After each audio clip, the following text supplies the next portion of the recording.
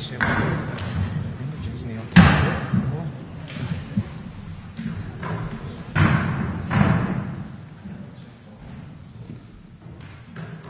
ladies and gentlemen, good evening. Almost a tumbleweed moment there, almost a tumbleweed moment. Good evening and welcome to this independence debate. And tonight, very much hopefully, we're going to get an opportunity for some veterans to have a say on why they are voting for independence. However, before we actually start tonight, what I'd like to do is hold a minute's silence for all those that have lost their lives in conflicts past and conflicts present. So if you're able to, could you please stand? If sitting is more comfortable, please do so.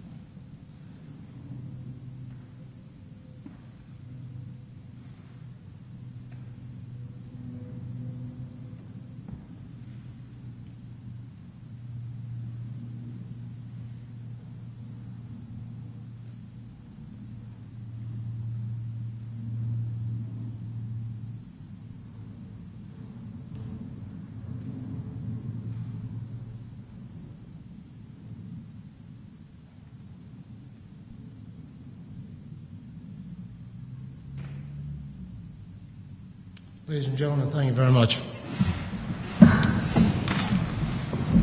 Right, tonight we've got about 9 veterans who have volunteered to. Sorry, I was going on walkabout there. I've been shouted at already for it. Who have volunteered to come up, and it's tri-services from all 3 services that we come from. We've also managed to acquire the services of an MSP, Keith Brown, and he will be last up to speak. So there'll be about 9 people speaking, various lengths of time, however long we want to hog the microphone for, and then we'll have second part of the evening will be questions and answers. Now we're also, I believe, taking questions and answers from online, so there could be some good questions to come. But please, folks, if you've got any questions regarding what we're talking about, or I dare say anything on independence, can you please ask? I mean, that's the only way we ever find out the answers to things. Yeah. So what I'd like to do now is hand the microphone over to our first speaker, who is young Russ, and he will take you on his road to independence. Thank you, Russ.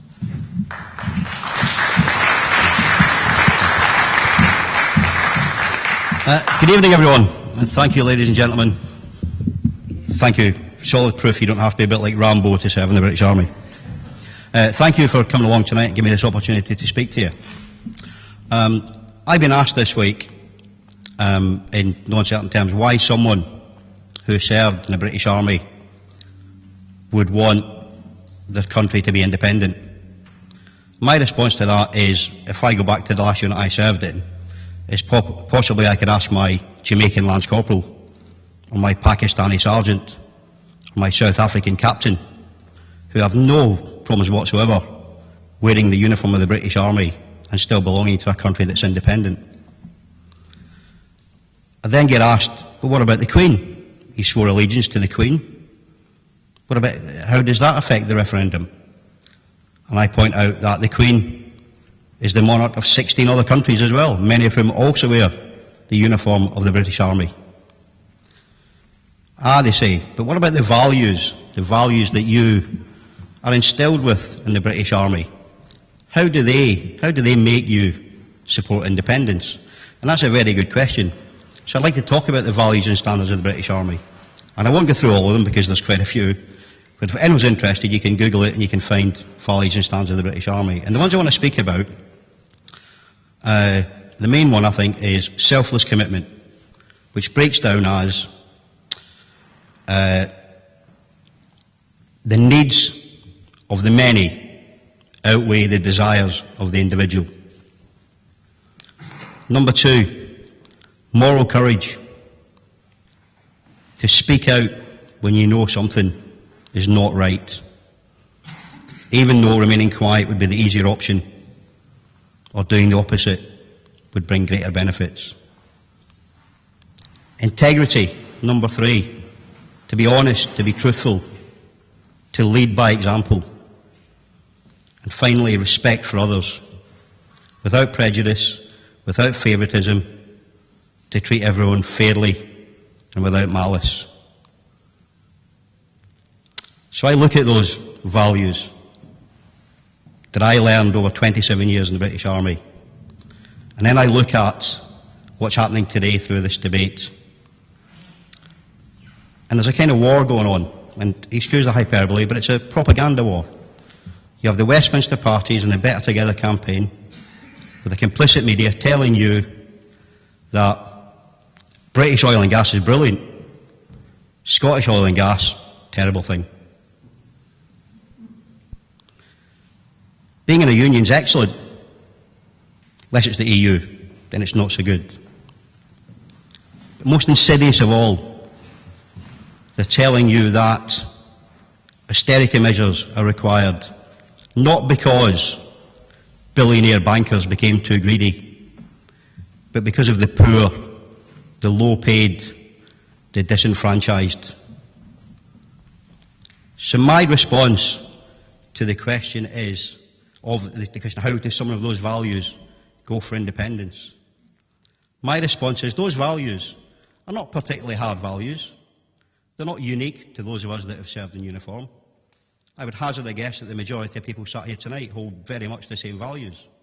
So my response to how someone that holds those values can vote for independence is, how can someone that holds those values not vote yes?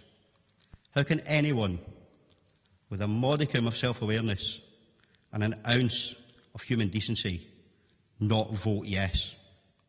Thank you.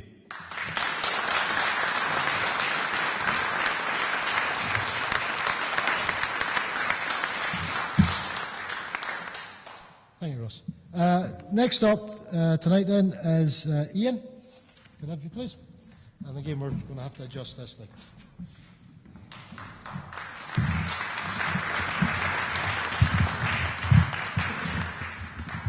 Thank you very much.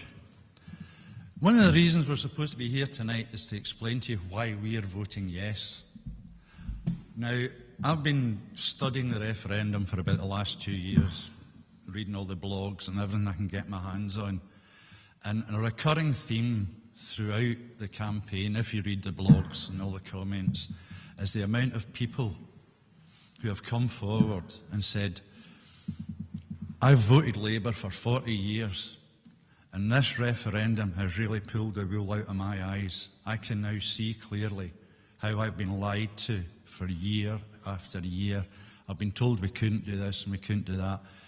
This referendum has really brought out, win or lose, this referendum has been tremendous for Scotland. It's made people open their eyes, wake up and actually look at the issues rather than just the traditional, I'm voting Labour because my father voted Labour, or because they're a season ticket holder at Ibrox, or whatever it is.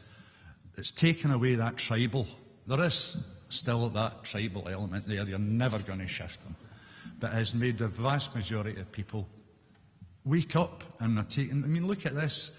I stand in a wee stall in Uddingston Main Street on a Saturday, and there's all these people coming up and talk to us that never talked politics before. You know, the conversations over your garden fence and all the rest of it, the people are really talking about it. And one of the things that has really cheered me up is the amount of people who have actually spent a lot of time and a lot of effort looking at both sides of the argument and coming to a measured decision that yes is the way to go, which is pretty normal, and it does look at both sides of the argument. There really is only one way when you actually get down to it. But I'm supposed to be telling you why I'm voting yes. And it's a very difficult question. I've been pondering that for the last few days, because as far as I know, I've been wanting to vote yes for the last 50 years. I grew up with a very socialist background. My father was born in Brigton in 1910. His father worked in the cotton mills in Rutherglen. 1920s, the cotton mills were going into decline. My father left school at 12-year-old to get a job because he was the oldest boy in the family. My father left school at 12-year-old to get a job. This is third world stuff, you know, but this was Glasgow less than 100 years ago. So I'm from that kind of background. My grandfather walked from Brigton to Clyde Bank every day during the Depression to see if he could get casual work in the shipyards. My dad took me down to Uddingston Main Street as a wee boy one day. It was a Sunday. And I remember the old Lanarkshire County Council were out taking all the wires down from the overhead lights. And I was wondering what was going on. And the police came and moved on all the parked cars. No, that back then there wasn't that many parked cars, I can assure you. But then this convoy come down Bothwell Main Street. It's before the M74 was built. And some of you will remember the old Pickford's lorries that used to deliver the steam locomotives from Springburn down to Finnis and to get loaded onto the ships that were sent all over the place. Well, two of these big Pickford's lorries come down Bothwell Main Street, and I saw why they'd taken down the wires. Both of these lorries had an enormous cast bronze propeller on the back of it. This is why the wires were down. And these propellers reached as high as a third-storey tenement window. I was amazed as a wee boy seeing this.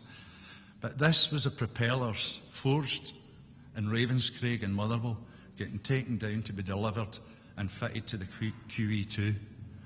I mean, this is a socialist background. So I'm always puzzled why I've been always independent. I think it's possibly because I had Bothwell Castle as my playground as a wee boy. And I had an uncle who loved the stories of Bruce and Wallace and all the rest. So I'm one of these Tartan bravehearts, I suppose you could say. I've never ever considered voting anything else but yes. But as I grew up, I was 14 when Winnie Ewing won the local by-election. And that kind of switched me onto politics a bit. I mean, you're only 14, you don't think that hard. But something that did make a big impact on me. As a young man in the army, I joined the army in 1968 as a boy soldier. The Beatles were #1 with Hey Jude at the time. That will place it in time. And I got posted out to Germany. I was initially the tank regiment, and then I went into the Royal Electrical Mechanical Engineers as a vehicle fitter. So I spent most of my time in Germany. I had 2 years in Ireland, and I was down the Falklands and stuff like that as well. But as a young man in West Germany, and we used to get you get weekends off. You could get free train warrants anywhere you liked, 50 miles in any direction you wanted, on you go. And at the weekends, we used to just stick a pin in a map and we'd go someplace and we'd book into a bed and breakfast. And what always impressed me so much is you were in Belgium, Holland, Germany, it didn't really matter. You were going into these wee villages and it was all neat and tidy and everybody was happy and it was clean and the sun always seemed to be shining. And then I would come back to Scotland, and it was dreary, and it was dull, and it was drab, and everybody was fed up. I mean, I left the army when I was 21, 1974. And while I was out the army was the time when the bin men were on strike. They weren't even burying the dead. And that is one of the reasons I re-enlisted back in, because I realised what the contrast between a modern democratic society and what I was coming home to on leave was vast. And that really set it into me that there was something wrong. And I've delighted that over the years the country's come to believe my vision. Everybody else, I'm so proud of the SNP and that I've supported for years, and that they have now brought the rest of the country and opened our eyes, and we should keep our eyes open. Even after the referendum, we should still keep our eyes open. We should still be aware, because Scotland has got some of the most fantastic resources, the most fantastic people. I mean, to me, it's a no-brainer. So please, please, I'm sure most of you will be probably made your minds up by now, but get out there. We've got them on the run. It's happening. Keep going. Keep the faith, and keep converting as many undecided as you can. Thank you very much.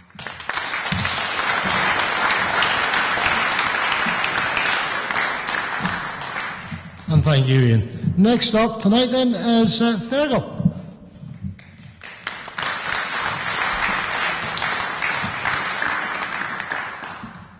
Good evening, thank you. Feargal Dalton. Working out which services we were all from, I'm the only member of the senior service, other than the Minister, who's a Royal Marine, so we'll leave it at that. Always good to start some of these talks with a funny, a scarce story from the No campaign. If they've given us nothing else, they've given us some good laughs. They like to give the impression that after Scotland becomes an independent country, we will turn into some sort of North Korea. I can assure you that an independent Scotland will take its strategic position relative to the North Sea and the Iceland gap very seriously, and its responsibilities to its friends, its allies and its neighbours. No campaign will say, well, what about your Scottish Navy? A couple of ships at Faslane. How are you going to defend the East Coast? Well, at the moment, we're in a country called the UK, and all the conventional warships are based on the south coast. So it begs the question now, who's defending the north coast of this country?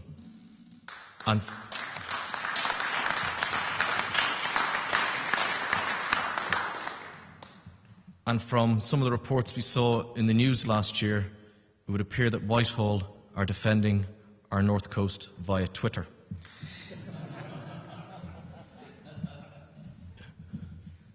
We laugh, but we are a maritime nation, and it is ludicrous that in a maritime nation we do not have a major conventional warship based in Scotland. We do not have an amphibious capability in Scotland with the loss of our Royal Marines from Arbroath. And we, Scotland and the UK, with the loss of Nimrods, have no maritime patrol aircraft capability. Now, I have a friend of mine, he's still serving, so we'll call him Dave for argument's sake. He started out his career in the Navy in Rosyth, shut down. Then he ended up in 819 Squadron in Prestwick, shut down. He was told, go to Culdrose in Cornwall. He says, well, my family's in Scotland. So he transferred to the Air Force, retrained for the Nimrods. Okay. Gone. He's now based back down south. He's voting yes so he can get a job back in Scotland. And I asked my friend Dave, I nearly said his real name there, he's working now in the Air Force, and he's dealing with the allocation of assets around the UK. And I said to him, being an ex-submariner and knowing when we were out on patrol, all the different maritime patrol aircraft and other units that were in the area, I said to my friend, I says, where is our maritime patrol aircraft capability coming from now? Who is doing that anti-submarine warfare surveillance to the north of Britain? And he said, nobody is. We're wide open. It's getting to the point now where if we did have people invading Scotland, we have two options. We stick a pitchfork in their eye, or we nuke them. People say, how are we going to afford defence in an independent Scotland? And that is to imply that we are currently getting our defence free from Whitehall. We will get our defence and pay for our defence the way we pay for it now, and that's through our taxes. We raise in excess of £3 billion per annum in Scotland towards the UK defence budget, and only about £1.9 billion is spent here.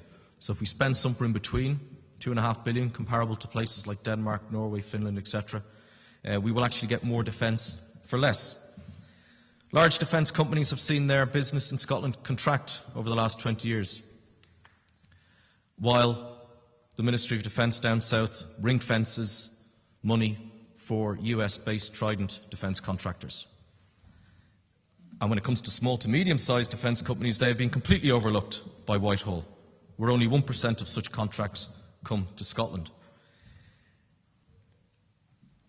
I'm a teacher now, I'm a physics teacher, and Scotland has a rich tradition in education, science and engineering, and only recently 5 Scottish universities were named in the top 200 in the world. So we have that skills base, and that's where defence industry goes, where there are skills. We have the extra money that we can spend with independence. And with an independent Scottish government, we can come up with a defence industry strategy tailored specifically for Scotland and Scotland's needs. And with that, we will be able to rebuild the many depleted defence capabilities in Scotland and also increase our service personnel numbers.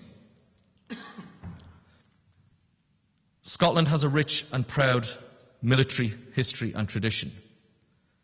Not only will that continue after independence, but it will flourish after independence.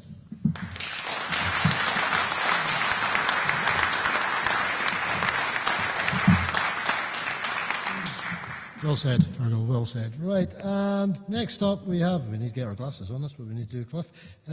It's Jim, from the senior service to the junior service. Well, the junior service. I feel like Elvis standing here in front of a microphone, you know. I've never done anything like this in my life before. But yeah, why am I voting yes for Scottish independence, being the ex-forces for Queen and Country, etc. That was a long story. Some of us have been seeing combat, and some of us here haven't seen combat, you know. And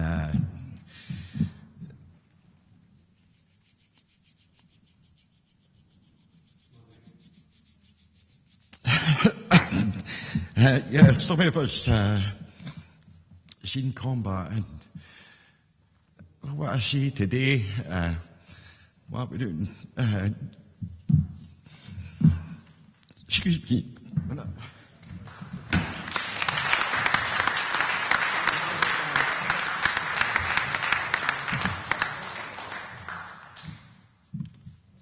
Right.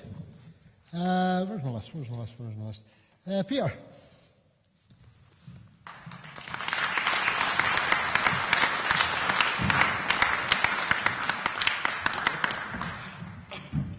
Hi folks, how you doing? I'm having a look around and I'm reckoning that I am the youngest veteran here. I'm only 32, although I look a hell of a lot older. But obviously time in the military will do that to you, give you a few grey hairs. Why am I voting yes? A whole number of options. There's a laundry list of why I'm voting yes. First of all, I am working class, for lack of a better word. I'm a truck driver for a living. Not the smartest guy on the planet, but I know a bit of math. I pick out stuff from the internet. I've done a little bit of math, and the math points straight towards yes. You don't need to be a rocket scientist to work it out. You look at the figures of how much money goes down south, how much is kept down there, and how much they give us back. It speaks for itself. The second other point that really strikes me hard, I have a young son, so I look now towards his future. My son lives with my former partner in Balloch, which, as you all know, is a stone's throw away from where the UK government likes to keep every single one of its weapons of mass destruction. Now, colleague here, ex-senior service, I saw he's got his dolphins, he's a former submariner, he knows exactly what I'm talking about, weapons of mass destruction, nuclear missiles, nuclear-powered submarines. We don't need this in our country. We don't want it in our country. I don't want it in my country. I don't want my son growing up round the corner from what is potentially a time bomb. They ran a drill there a couple of months ago. They never even bothered to tell the people of Ardentiny they were running a drill. And people of Ardentiny started phoning the police saying there was explosions happening across at Coolport. And no one had bothered to inform the police either. I mean, if we've got stupid things like that going on, what if it was something for real? Who's going to take it seriously, you know? Those are really my two main options for voting yes at the moment. There's a whole other sidelines of things. I'm proud to call myself Scottish. Yeah, I served in the military, and I still keep to those values. I served 2 tours in Iraq. I've seen firsthand some not nice sights. That was my job. I accepted that at the time. It's now no longer my job. I also believe that if we have a Scottish Defence Force, we don't have to be strong-armed by America and the likes to go to these places. I always say it as I think Bill Bailey, the comedian, described it best, is where he said, America's like this big bully going around picking on everybody, saying, give me your sweets, and Britain's standing behind them going, yeah, because that's all they seem to do, you know.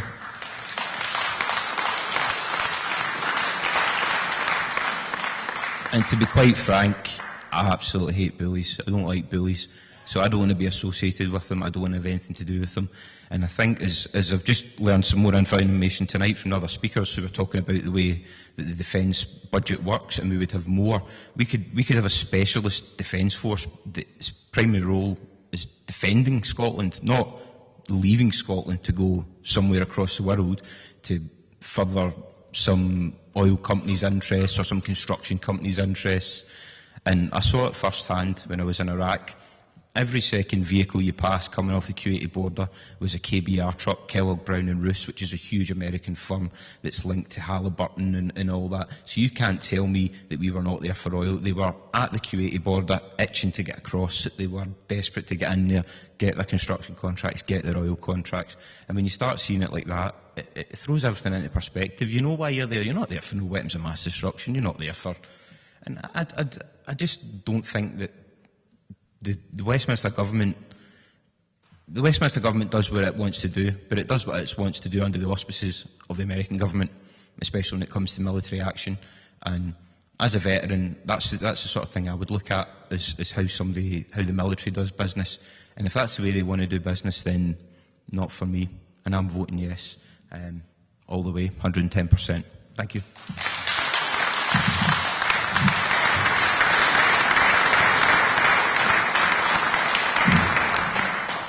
And once again, some very good words there.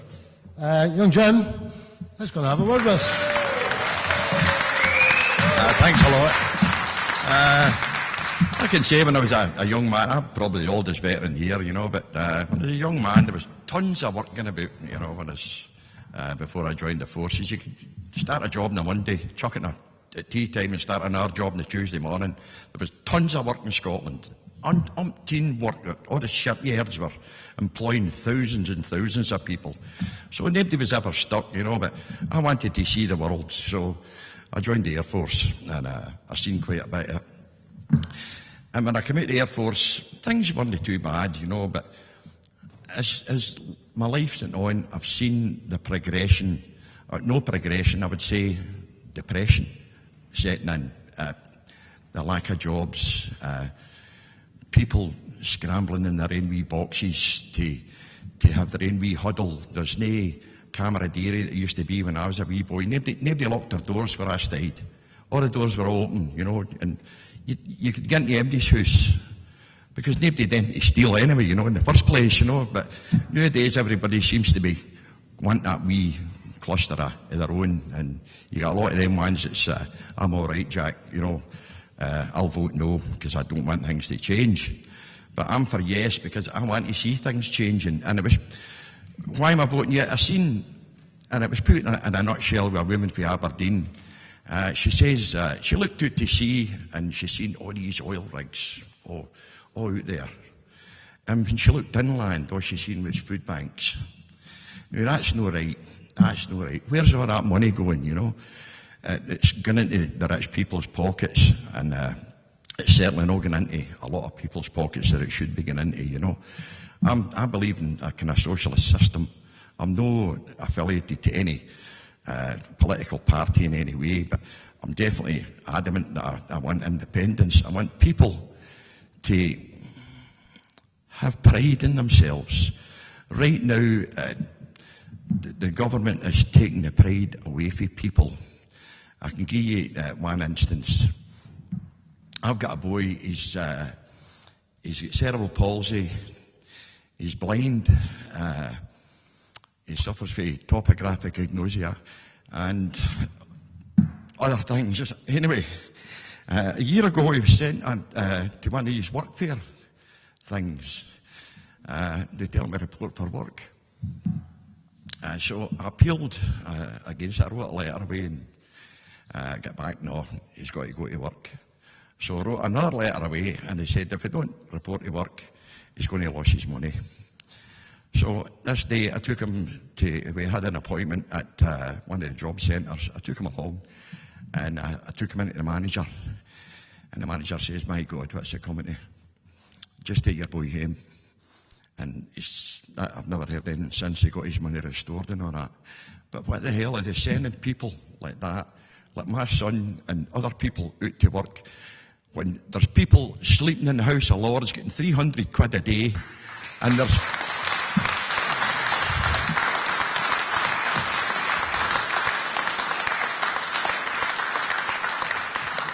And then you've got the fat cats. The wars are never ever fought for glory or for Queen and country. No, they're all fought for money. I want the money. The mega rich guys are financing the wars, you know. I listened to a former British ambassador today, and he was talking about he was ambassador to Kazakhstan. And we're building a pipeline for Kazakhstan through Uzbekistan, through Afghanistan and all the rest of it. And the people they had to pay, bribe and all that to get this stuff through. And when it came to Afghanistan, it came to a kind of hiccup. So they approached the Taliban to see if they would protect the pipeline going through Afghanistan, and they wouldn't have it. So they approached this other guy who was the head of a kind of clan. His name was Karzai. So they bribed him and they made him the president of the country, and he got his forces to defend the pipeline that was running through.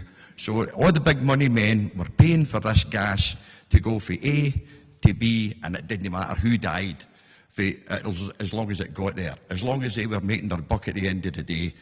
And it's these people in this country that are making millions, no, billions, and it's Cameron and all his cohorts that are selling off the National Health Service. You're going to have to go along in a few years' time, and you go in for treatment, they're not going to say, "What's wrong with you?" They're going to say, "Have you got your credit card?" They'll be wanting that first because you'll need to pay for your treatment, and that's the way the NHS is going. Everything's getting privatised. And you want to know how I'm voting yes? That's why. I'm voting a big yes, and I'll stay with it. Thanks very much.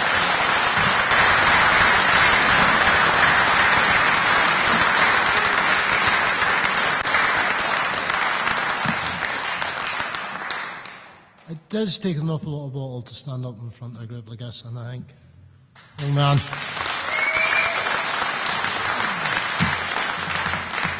And, no, carrying on, sorry, it's young Johnny. Have you come, young man? If you want to come up, you want to come? Yeah, sure. Come on.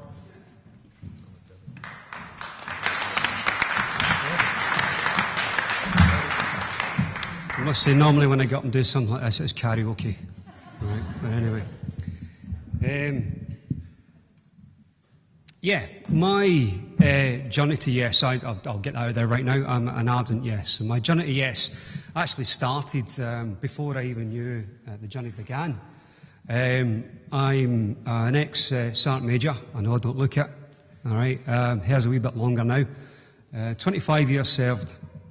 Now, while I was a sergeant major in 2003, I was watching a lot of the Prime Minister's questions, etc. was going on, Houses of Parliament.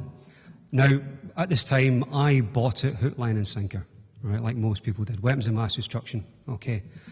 All the vehicles, etc., that were in our unit, we were supposed to go through the northern route, through Turkey, if Turkey had allowed that. And a lot of assets actually went, okay. Those assets were gone, other units' assets were gone. We were past the point of no return. There was no way that we were going to send all those over there and not go to war. Meantime, I'm watching Prime Minister's questions, etc., in the Houses of Parliament. And Tony Blair's going on about Saddam still got a chance to pull back to meet us to talk, yada yada, all this rubbish, you know. Now that we know it's rubbish, you know. And the media must have known they were complicit in it, absolutely complicit. And they're every bit as complicit in this today, in this referendum debate today. Right. And it's a horrendous situation to be in, to have that kind of propaganda directed towards you for somebody that's actually been to war, as I have, as you don't get through 25 years without not going to war. And I thoroughly sympathise get a grip. Yeah, so now part of the reason when my journey began, it wasn't actually that. There was an incident where 6 RMP were basically murdered.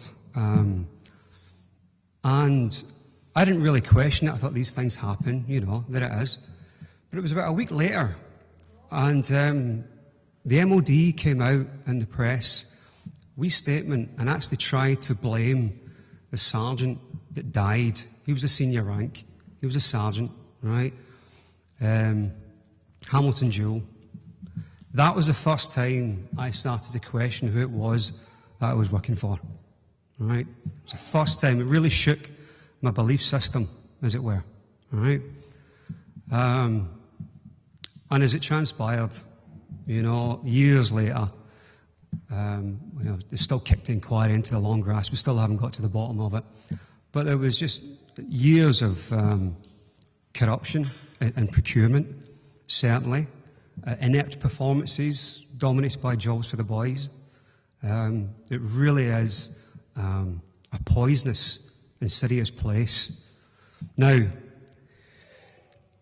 fast forward, I ended up actually getting posted to the Defence Procurement Agency, and I won't go into detail, but there's some naughty stuff going on in there.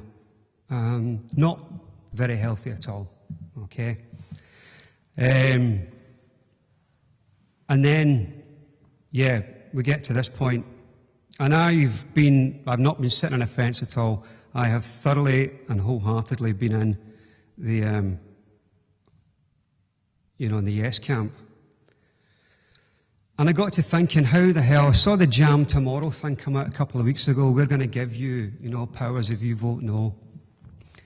And, I mean, I didn't for a second falter, not a chance, because I know how these people operate.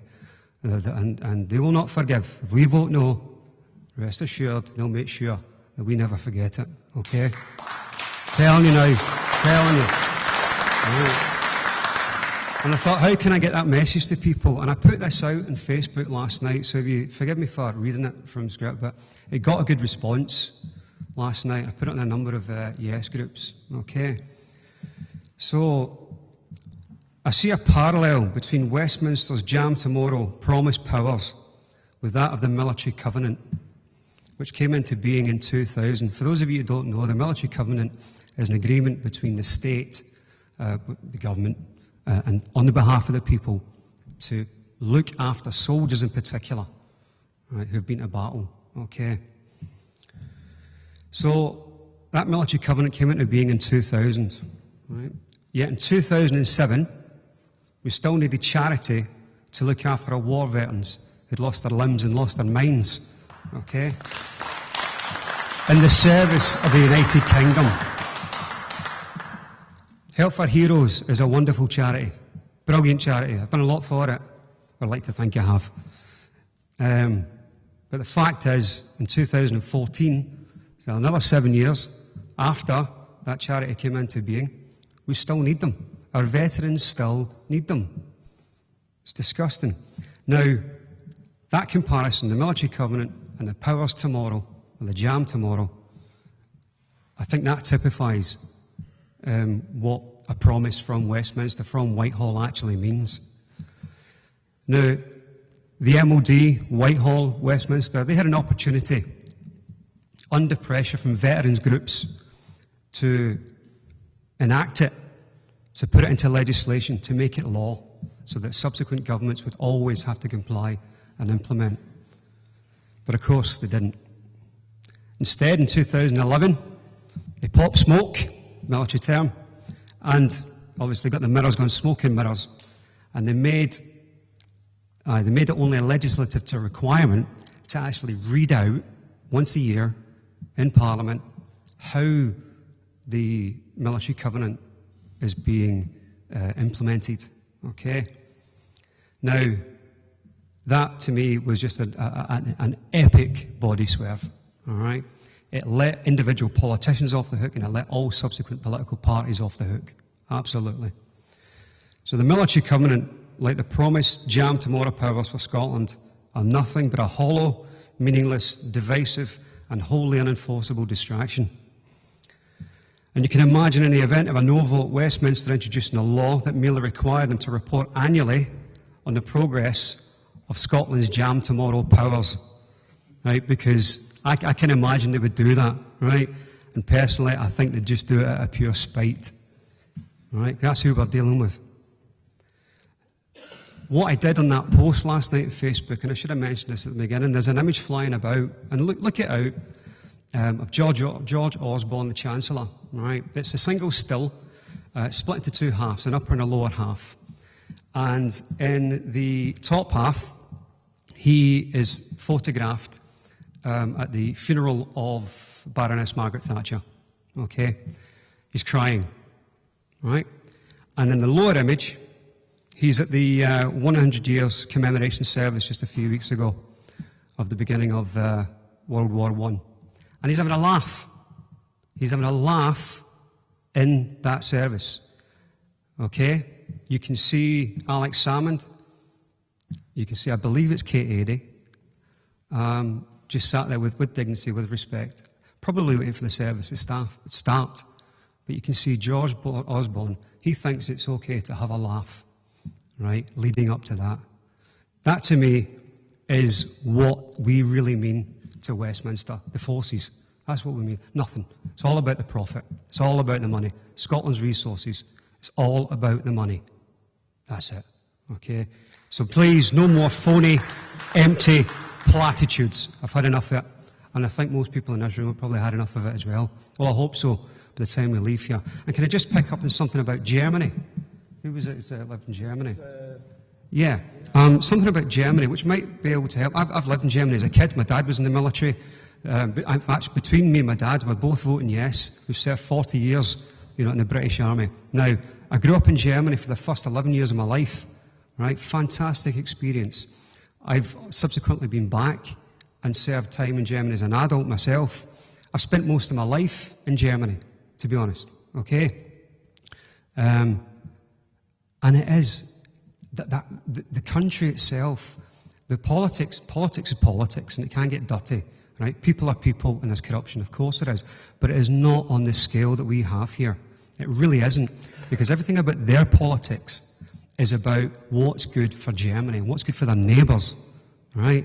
Here, it's just all about the political parties. It's so tribal.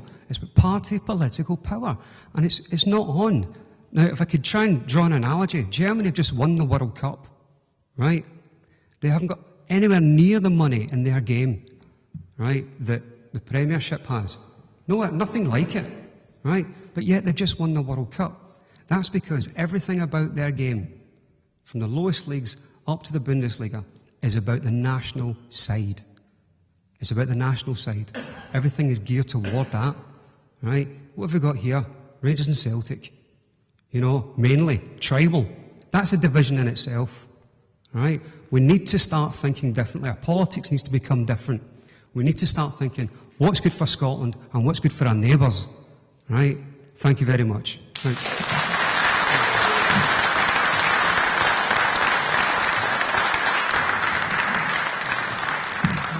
Yeah, again, some fine words there, some fine words. Right, next up we have got young Marty, who's sitting off to the left there.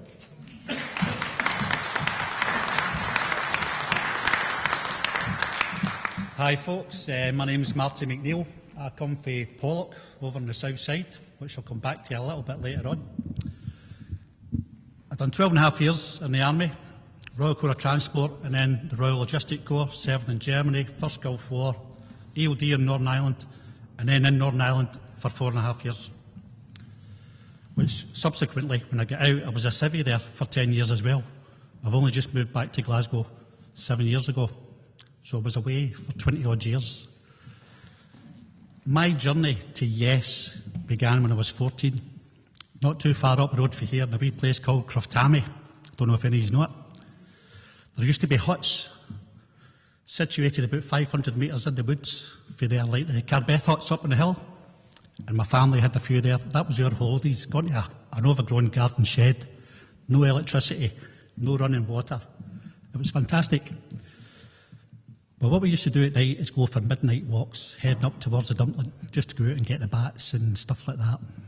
I was there one year when I was 14 with a few friends of mine, and the police Land Rover came up and stopped us and asked me my name. Julie gave him my name, and the policeman was brilliant, and he started giving me a bit of my clan history. I wasn't interested in history, but this guy fascinated me. So when I got home, I started researching it myself, and that in turn grew into the history of Scotland. And then I realised what we were getting taught at school wasn't Scottish history. It was English history, masquerading as British history.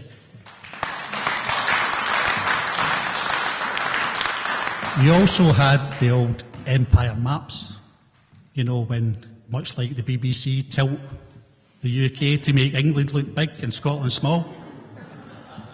The UK was twice the size of Europe, and everywhere that was part of the empire was all big, and every other country was wee. So we were, oh, that's the size, that's what the world looks like. Lies, and that's when I realised I was being lied to by the people in power.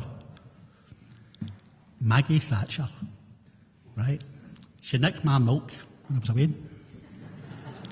And then when I left school, I was forced to work 50 hours a week in a butcher's for £23.50. A couple of years later, no work at all. And I've got to thank her because of that. It was because of that I went and joined the army when I was 18. We're all talking here about Scotland, and we're all ex-British Army or Navy or Air Force, and not one of us will say a bad thing about the British Armed Forces. But we want our own Scottish Defence Force in an independent Scotland to defend our land, our air and our sea.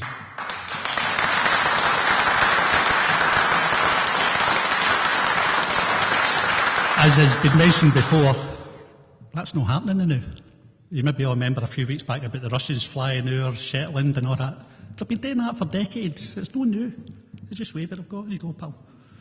And the situation that was mentioned with the Russian Navy coming up and the ship having to come up for England. Done my basic training, get posted to Germany. But as been mentioned tonight, fantastic. I had 8.5 years there, and I'd do it again tomorrow if I could. But in there, and in the British Army, you meet all sorts, don't you? My first encounters with English people, for starters, that was bizarre. Didn't know what Iron Brew was. It was weird. And then, that's a strange thing. They call it pop down there, don't they? We call it scush up here. Do you ever get that? Scush? No. Anyway, so, but you get talking to these guys, and I've always, from when I say the age of 14, when my eyes were opened, you know, aye, England this size, Scotland, you're rubbish. No, I defended my country within the British Army. Didn't they put it down like a lot of them do? Well, I'm not going to religion, but it's religion-based. They'll put it down as long as it's red, white and blue, and it's all about the Queen. As I said, I spent a lot of time in Northern Ireland. Big divide there as well. But I've actually found the sensible people in such a divided country like that talk sense about independence, standing on your own 2 feet. And that's actually for both sides of the community, which goes against the grain of popular opinion. But weird. I'll come back to where I moved back, and I've actually moved back to the same place I was born and bred, Pollock on the south side. Pollock's unique. Joanne Lamont's my MSP. One reason to vote yes. Ian Davidson is my MP. 20 million reasons to vote yes.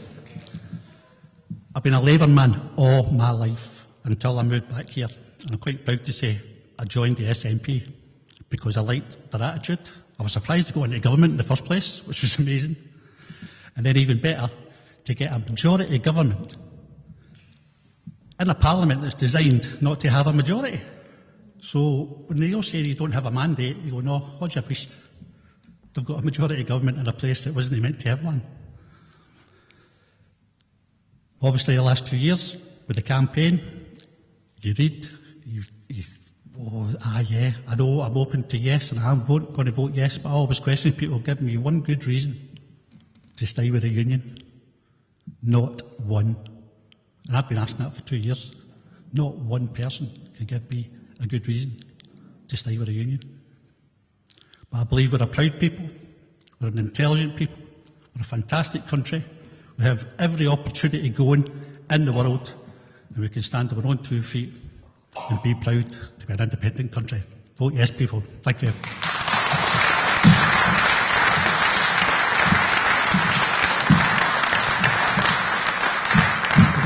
We got this hype thing going on here. Yeah, we guys. Yeah. Right. Who's next? Oh, it's myself. Now, I was doing a sort of final approach to things last night on good old Facebook, and young Russ here volunteered to be first up, saying if he got first up, that would mean then that he couldn't be accused of copying anybody else with what he's saying. And I said to him, well, as far as I'm aware, I'm last up. I've got the easier bit. All I have to do is applaud every single speaker here tonight, because I think they've all spoken genuinely and from their heart, which every one of them have. And we've all had our own experience and our own trip into voting for yes. I mean, I'm originally from Thurso, way up in the north coast there. Yeah. We didn't have politics. Yeah, we had lots of weather.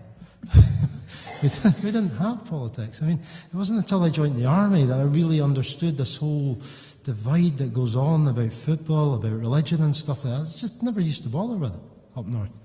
Right. I originally joined the infantry. I joined the Queen's Own Highlanders, a fine regiment that is no longer there because of defence cuts. Right. I did 12 years with the Queen's Own Highlanders. I was very fortunate to serve with tremendous amount of people, very knowledgeable people, very good people. Right. Then, for one reason or another, I transferred over to the Royal Army Medical Corps and did a further 12 years with them. Again, some solid people there as well. Right. But on my travels around the place, I suddenly started realising that maybe Scotland was getting the short straw. My father was military, he was ex-army. Right, but he was a soldier of the Empire, and I mean the Empire. Right. So for me to come from that sort of background and now to be standing in front of you imploring that you vote yes is a dramatic change. But I realised over time that Scotland was getting shortchanged. That things, very much as Johnny was saying there, things that were being said in the House of Commons and said in the media, in the mass media, were not ringing true with what I was seeing on the ground. All right? So that started to change me. And with the advent of Google, you're able to read. You're able to read uncensored material, not what's coming through in the red tops in the papers. And you're able to understand better what's going on in your own country, never mind abroad, what was going on in our own country. So when I left the army, like yourself there, I joined the SNP. Right? I'm quite happy to admit that. Right? And for the last 10 years, I've been a member of the SNP. And I have really gone for it and really researched things. And I cannot find any argument that holds water to why we should not be independent. We have got absolutely everything going for us. We have human resources. We have natural resources. We've got our normal Scots attitude to doing things. Yeah. So why are we being held back by a government we don't vote for? And who are basically only interested in serving the City of London. That's all they're aiming it for.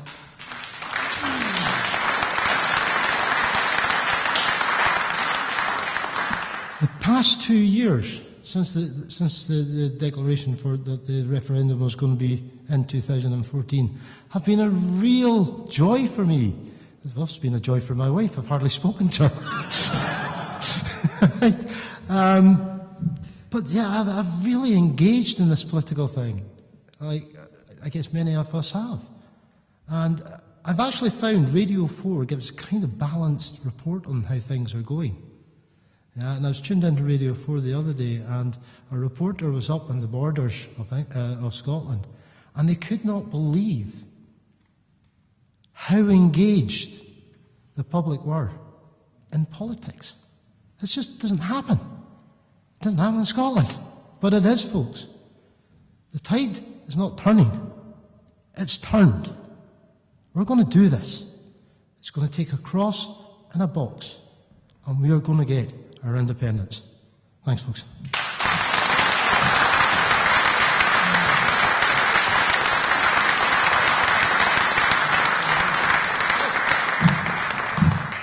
And with that, I'd like to hand over now to Keith, who's going to have a wee chat with us.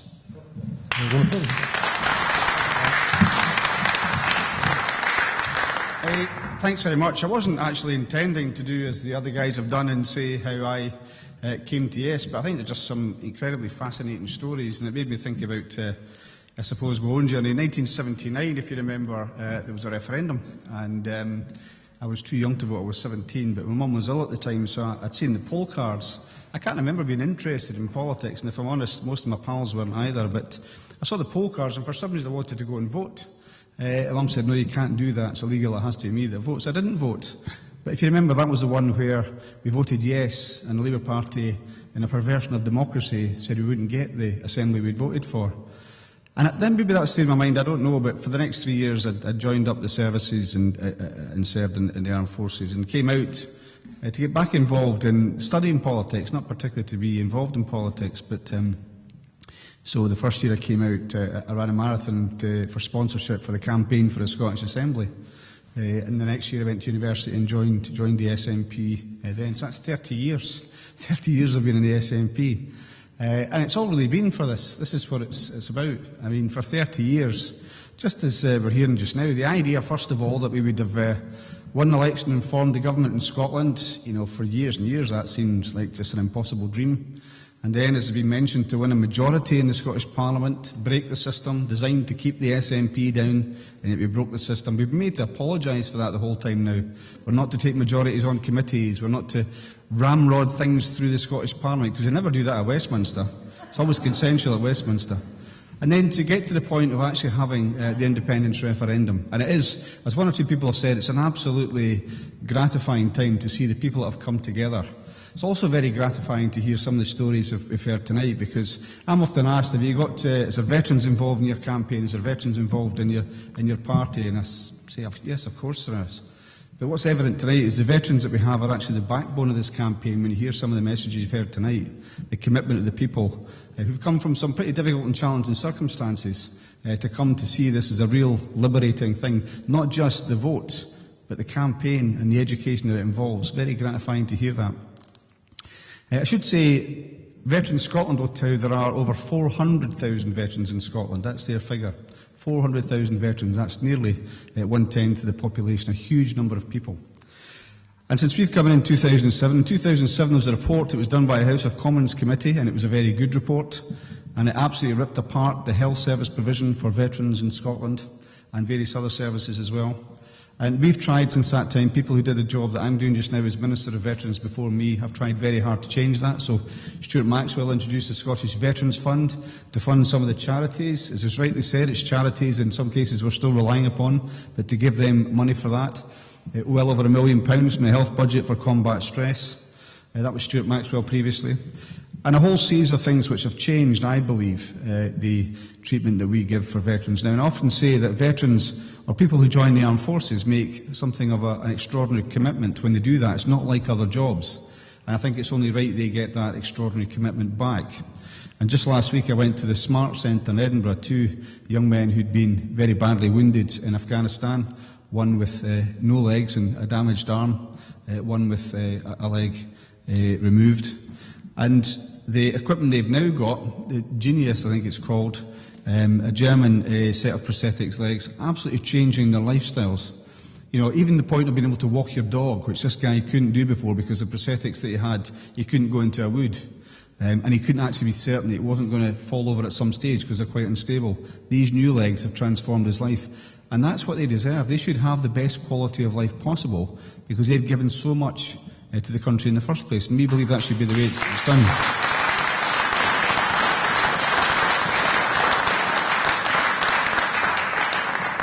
And I think that's what we have tried to do. The most recent development we've had, of course, is the appointment of a Scottish Veterans Commissioner.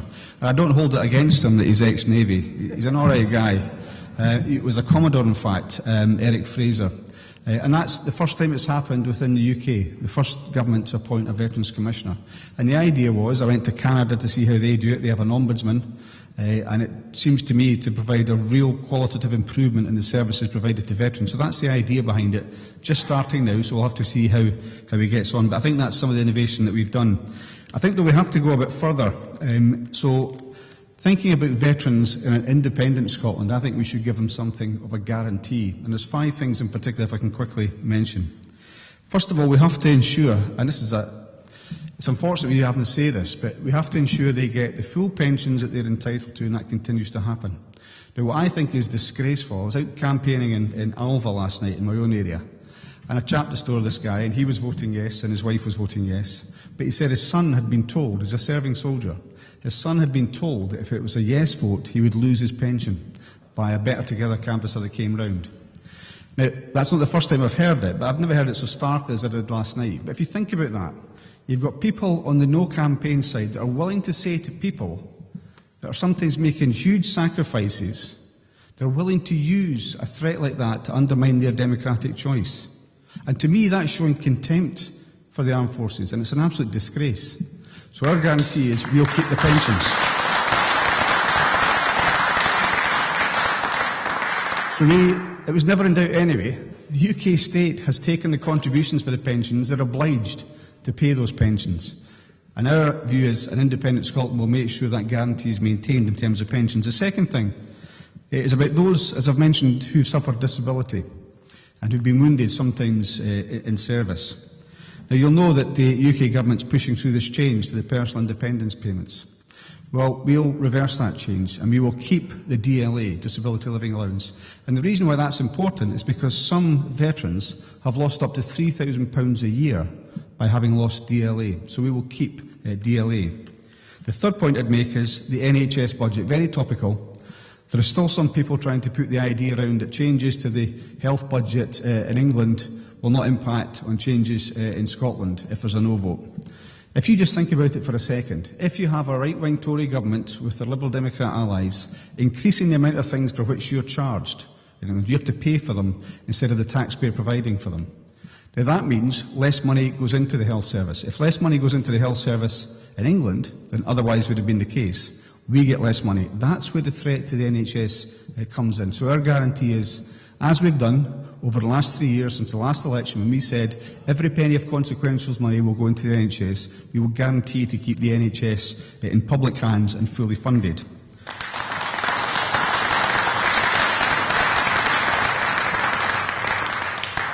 And very quickly, I mentioned the role of the Commissioner, and I mentioned the example of Canada. Well, one reason why the Ombudsman, as it's called in Canada, was so effective is, of course, because he has responsibility or is able to enact or interact between the government on both the side of being the Armed Forces Authority and being responsible for veterans. We currently are only responsible for veterans.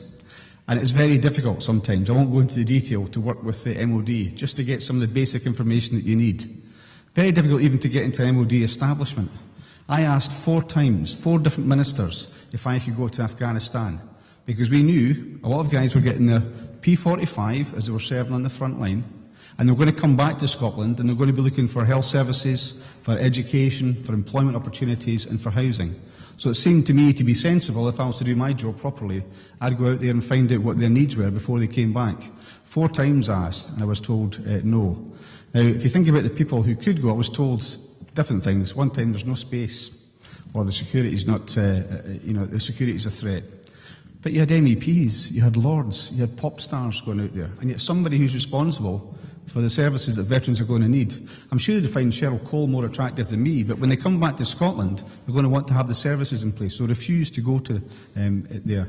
So I think the development of the idea of the Commissioner, when the Commissioner in independent Scotland is from the government that's responsible for both the armed forces and for the veteran side of it, I think it can be more joined up. So we will expand the role of the Commissioner in an independent Scotland. And the last thing is in terms of employment. I recently met with the UK Defence Minister and pointed out to her that kind of gives the game away. There's only one woman working in the MOD. I pointed out to her we have veterans in supported accommodation in Scotland, the Scottish Veterans Residences, who are very keen, some of them, to go into education as a way to get back into employment. Now, as soon as they sign up for that education course, if it's above 16 hours a week, they start to lose their housing benefit. They take the housing benefit away.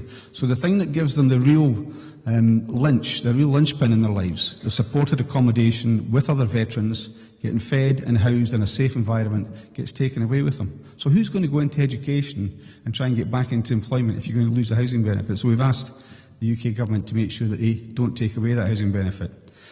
And I think that's the other point about an independent country. You can have both ends of the equation, benefits and also taxes. You can actually control those things. That's very important.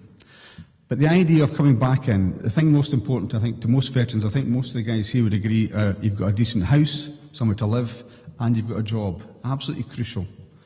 And we think employment prospects could be radically different in an independent Scotland. The First Minister's talk about the reindustrialisation of Scotland, providing real employment opportunities, investing in renewables, not investing, if that's what you can call it, our share of £100 billion on nuclear weapons, which nobody that supports them can actually give you a scenario where they'd be used.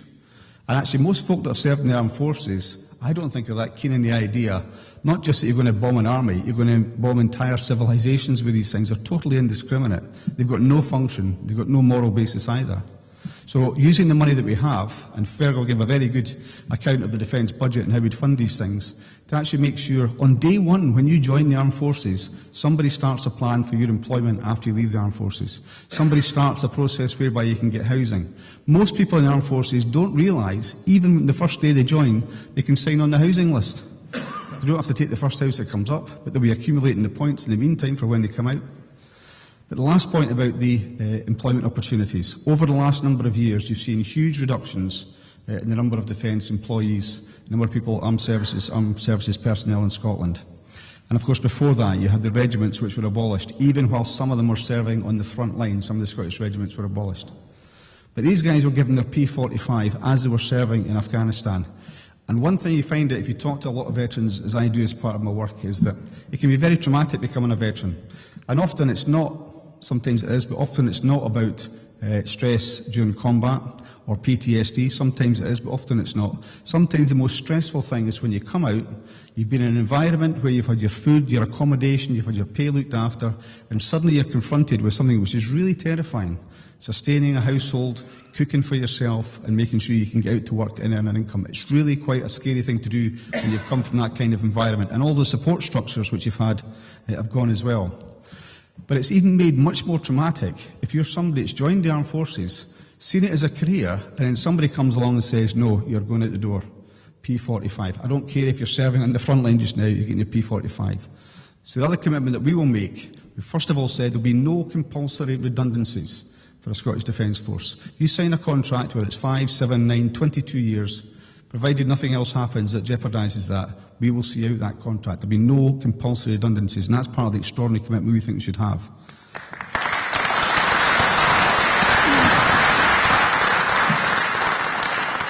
And the last thing I would say is, for those that have suffered that, and there's been thousands in recent years, for those that have suffered compulsory redundancy in the armed forces, I would say with the establishment, in 3 weeks' time we could be looking at this, establishment of a Scottish Defence Force, you should feel free, having been made compulsory redundant and wanted to stay in the military, to come forward and join that Scottish Defence Force.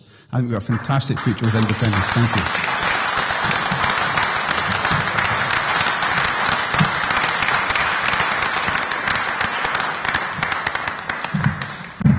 There's nothing like finishing the speeches on a high note, isn't there? Would anybody else, again, a symptom of the Yes campaign is we're inclusive, yeah, and often unscripted. Yeah, so would anybody else from the floor like to come up and say some words about it? Not putting you on the spot, you don't have to. We have got other things. Yes, sir, up you come. You? We have. Yes, yes, we have. Up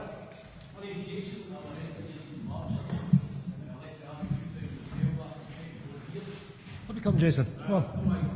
There's a microphone behind you. Microphone behind you. Yeah, yeah. Come on, Jason.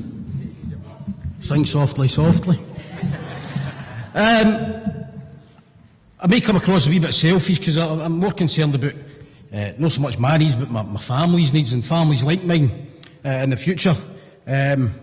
I'm still a wee bit on the fence when it comes to the independence thing, but I'm swaying towards yes, because I'm not scared of change. And I think we need a bit of change, because like some of the guys have done here, they went on Facebook last night and put a couple of pointers up to see the feedback. I've got loads of friends still serving in the armed forces. I've loads of friends that have got out. And I asked the question, in the last 10 years, what did Westminster do that you can say, hand in your heart, was good for the good of this country? And, do you know, I've still not had a reply yet. They keep going on about oil and how there's no that much yet, but that's by the by. I left the army in 2012. I left quite a senior member of my regiment. I was in the Scottish Guards, a regiment very close to the monarch, being one of the Scotland's only regiment of foot guards. I've spent a lot of time in London, in England, and out in Germany. However, like I say, I left in 2012. My family consists of myself, my wife, I've got 2 daughters, and my son. My son's 5 years old.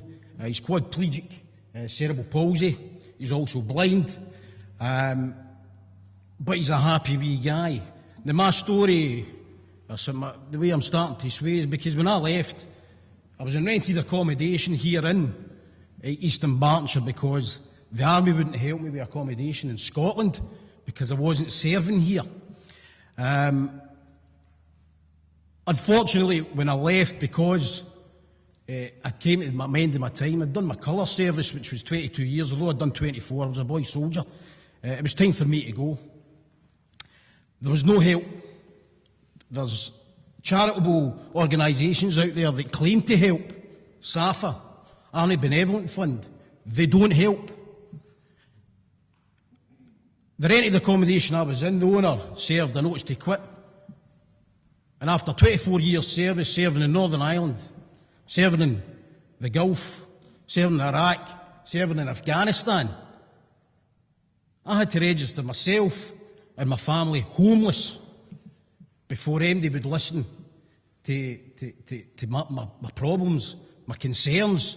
Not just for me, I live in a shell scrape and a sleeping bag, that doesn't bother me.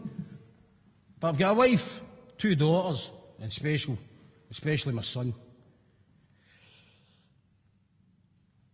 Now we go on about the Covenant, and this is why sometimes I sit in the fence, because we've had the sort of the control of things a wee bit in Scotland as well, and I think it's okay when we talk about these things in Parliament and through in Edinburgh, things like that, but we need to pass it down to the local authorities as well, so that they listen and they abide by this military covenant or the things that we're trying to put in place to help servicemen. But sometimes it's not just servicemen, and I'll never take anything away. I've had guys that served under me lost limbs. I've had guys that lost their lives. But the soldiers leaving, and I'll say soldiers, and that includes Navy, Air Force, we all wear combats at the end of the day. Just some of us wear it a wee bit better. But what we sometimes fail to remember is veterans' families, the wives that have stood behind their men for the 22 and 24 years, the children that they've had all over my daughter, I've had a daughter born in Northern Ireland, I've had one born in Germany, my wee boy was born here in Scotland. I found it really, really difficult, because when you left the armed forces, nobody really wanted to know you. People collect for help for heroes, which is great. People collect for the Army Benevolent Fund, that's great as well. Well, I applied to these charitable organisations for a bit of equipment for my son to make his life that wee bit better, and they knocked me back. Do you know what I mean? So, if we can guarantee in Scotland that we'll look after our young, whether they're disabled or not, through education, our elderly, because they've put in a bit of a shift as well, need looked after in their old age, and everybody else, including the armed forces and the public services, police and firemen, then that's for me, I'll go that way. Do you know what I mean? I've got friends just now telling me, no danger, what you might do that for? They're going to steal your pensions, they're going to do this. These are the same guys that I serve with, and excuse my language, probably 22 years ago, all I heard was, this is shite. You've got a chance now, we've got a chance, I think, to make a difference. Everybody's got their own agenda, personally, and what they'd like to get out of independence. But I think now's the time for a wee bit of change. If it works, fantastic. If it doesn't, we're Scotsmen. We'll just stand up, brush it off and continue, and we'll try and make it work. So, well done.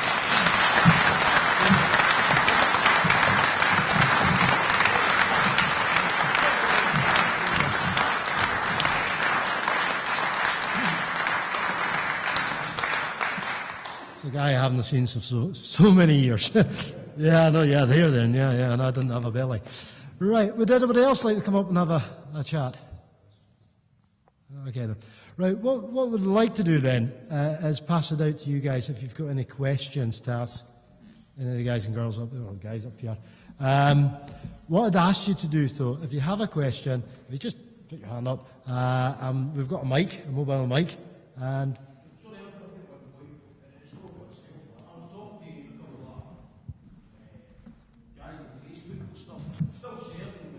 Regiment in North Yorkshire. There's nothing in place unless the guys go online to vote on the 18th of September.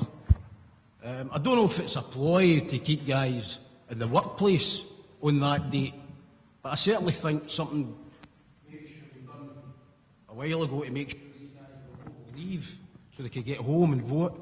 Because I know soldiers would rather sit playing PlayStations and jump on a website to vote for something that they're not 100% sure in.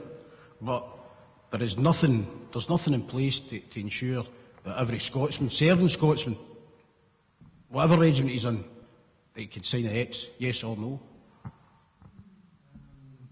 Right, we have the old register for postal vote. And you're absolutely right.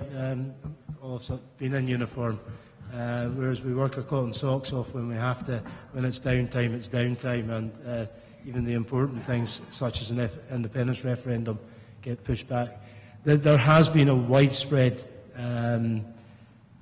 campaign on Facebook, and let's face it, the generation we're talking about now in uniform are probably one of the most social media savvy group of people out there. So they should have been picking up on this. And I think the cut-off date is, what, the 2nd of September. So can everybody in this room, if you have got a fear of that or thinking about that with loved ones being away and stuff like that, can you please get onto Facebook, get emailing, whatever, and say, look, get onto the site, get onto the Electoral Register Commission and get these forms, because we need every vote. I mean, I think it's important that everybody votes anyway. I'd love to see it a yes vote, obviously, but we need to vote. Yeah. You okay with that, Jason? Aye, it's just been, for instance, yep. Scots Guards have just came back, because the way they operate now is they send companies at a time on training, but they overlap each other, so the regiment as a whole has been in Canada for the last 8 weeks. So, I mean, they're now back, working back in Yorkshire. There's young guys, now this is the mentality, your young soldier these days, they pay for their own food, whereas we used to get 3 square meals a day. That changed, that's another privatisation day. Yeah, exactly. But these are the guys that would rather go and buy a bottle of Buckfast than a pot noodle. So to try and get them onto a website to register, when something could have been, just how do you orchestrate making sure a Scottish regiment's in leave or they've got the chance to get up to Scotland? I can actually respond to that. I'll stand up because you might not see me. In my last unit, I spent 3 years based in Wattisham, just outside Ipswich.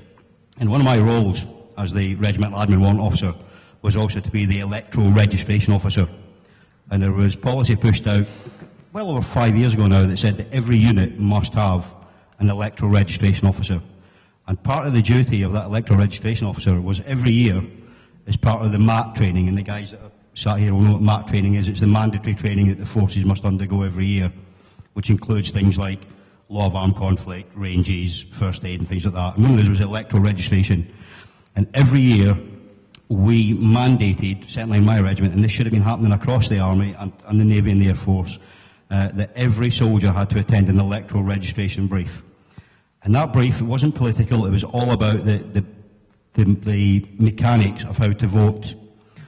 And we went through and we spent half an hour, because it's a quick thing, and we went through, we explained the website that you could go on to register, and you're absolutely right, soldiers can't always get on the website, but what we also had was a stack of paperwork there and then at the briefing that soldiers could come up, pick in and fill in then, and I, as the electoral registration officer, would even put it in the envelope and send it off for them.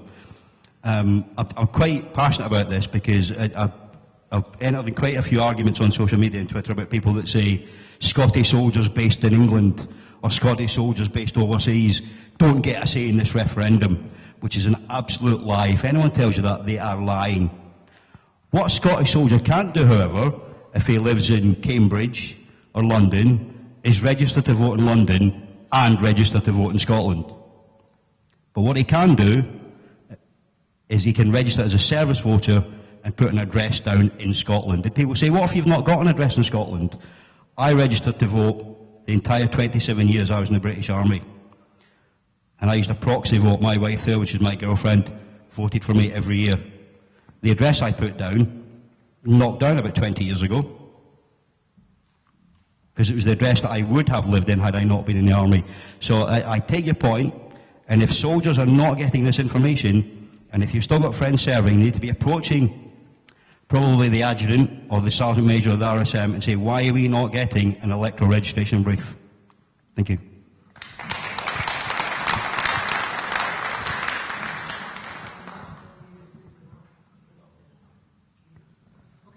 Anybody else got any questions?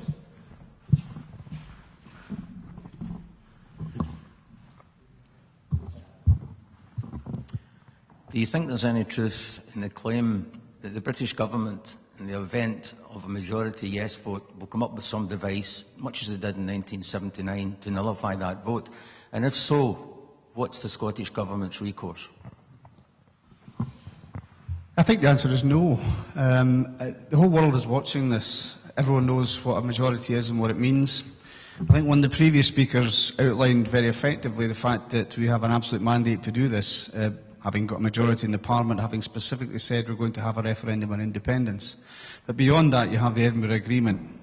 No UK government could not respect that vote and withstand the international condemnation you would get for that. So I don't have that fear. I do think there will be very tough negotiations following on from the vote. But no, I don't think it will be challenged. The UK government, we have to take them at face value. They've said, and they've written down, David Cameron signed the agreement with Alex Salmond. This is a democratic process sanctioned by both sides, and the outcome will be respected by both sides. And I think that's what will happen. Well, I don't expect it to happen, but if it did, the main thing that would stop a government that wanted to do that, and I don't think the UK government does want to do that, but the main thing that would stop them is the international condemnation they'd receive. This is a sanctioned process, recognised as a model of its kind throughout the world. I mean, you've heard about the campaign that's been happening. It's a model for democratic participation, as is the actual process. If the UK government, which I think, to be fair to them, they would pride themselves on reputation for fairness and respecting the rule of law, okay, I think they would say that about themselves. That's as far as I'll go. I think they would say that about themselves. They couldn't do otherwise but respect outcomes. So I don't think it will be challenged. I think you'll see all sorts of things happening afterwards in terms of the negotiations, which you might find a bit unsavoury. But I don't think the result, if democratically arrived at, will be challenged by them.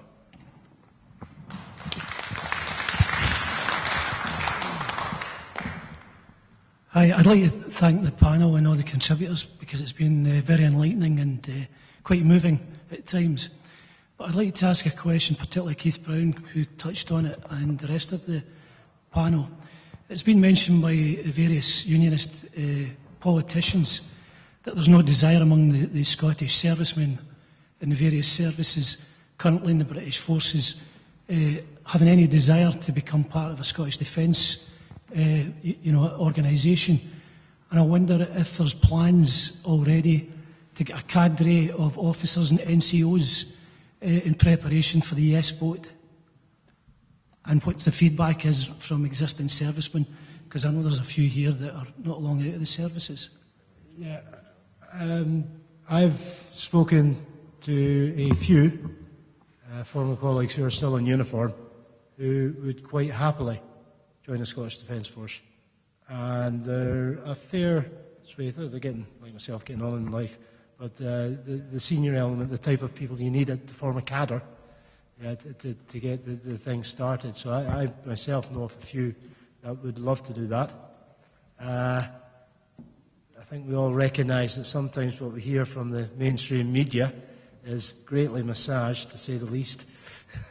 Right, so this thing about there not being a great desire from Scots-based troops to return home, I think we can take that with a pinch of salt as well.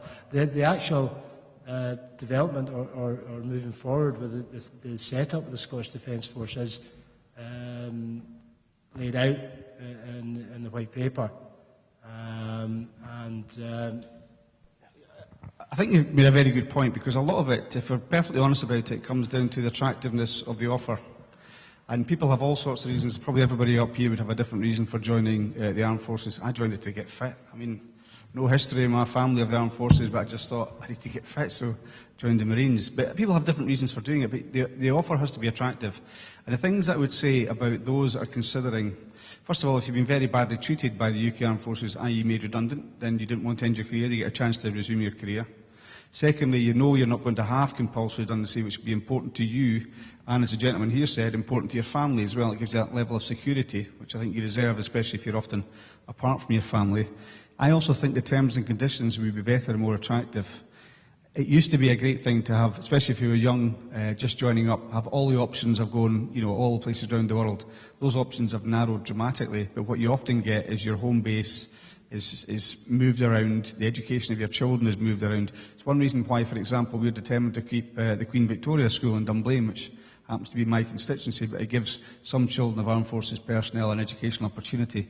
So I think you have to make it more attractive. Beyond that, I think the things that people join the armed forces for, my view is we have virtually nothing left of a maritime presence in Scotland, and yet we need a substantial maritime presence. We've had huge cutbacks to the Coast Guards. We've heard not a major surface patrol vessel in Scotland. But we need to have that Coast Guard protection, also protection for the oil rigs. And to me, my party's view is we should stay part of NATO, and if you're part of NATO, you have to offer NATO something. And I think that maritime presence could lead to an expertise in, for example, anti-piracy, which would be attractive to people as well. And I think also part of a Scottish Defence Force could be a bit more, it might blur the edges of some of the services a bit, so you're doing different things. I think it's a real opportunity to do that. So I think we have to make the offer attractive. But on the point you make about officer training, on one side of it, I had a discussion with, I think it was at the Defence Select Committee about this, where they tried to say there'd be no access to Sandhurst from an independent Scotland. Well, there's access to Sandhurst from around the world. I mean, officers are trained there from right around the Commonwealth, so suddenly, it's like so much of the argument from the No campaign, Scotland's going to be unique, we'll be a wasteland, we'll be unique in the world, that we can't do these things. I don't think that will happen. And of course, it's a shared resource as it stands in any event. So the other thing I'll say, I think we could be further advanced in our preparations. That's part of your question, I think, as well. We have not been able to get the UK government to engage in any of this at all. Now, I think it's inconceivable they won't have some contingency plans that they're working on, but they're not willing to share them or discuss them. That changes on the 19th of September if you get a yes vote.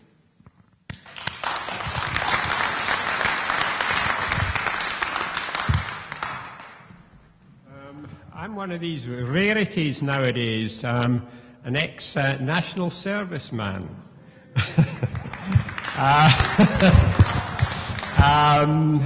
I had the good fortune to be in the University Air Squadron, so I was able to qualify as a pilot, a Brill Cream boy. Not that I need much Brill Cream now. However, on the last point, when I was training for my wings, we had a course of Iraqis being trained by the RAF. They got sent back because Suez happened just at that time. We also had Norwegians being trained by the RAF. So there is an international arrangement for training people so that they get the good training. However, question. NATO is the North Atlantic Treaty Organisation.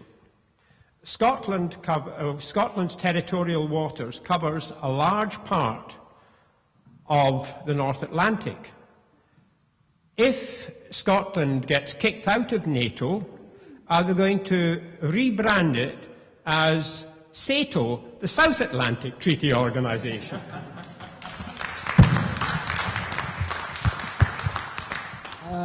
I don't think I've heard anyone of any note saying that Scotland would not slide beautifully in to take its place alongside our fellows in the North Atlantic Treaty Organisation. Sorry, can I turn that question on its head? If the Scottish Government, for one moment, made serious noises about leaving NATO, they'd have to put on an extra runway at Edinburgh Airport for all the foreign dignitaries flying in to prostrate themselves on the carpet in Butte House and beg us not to.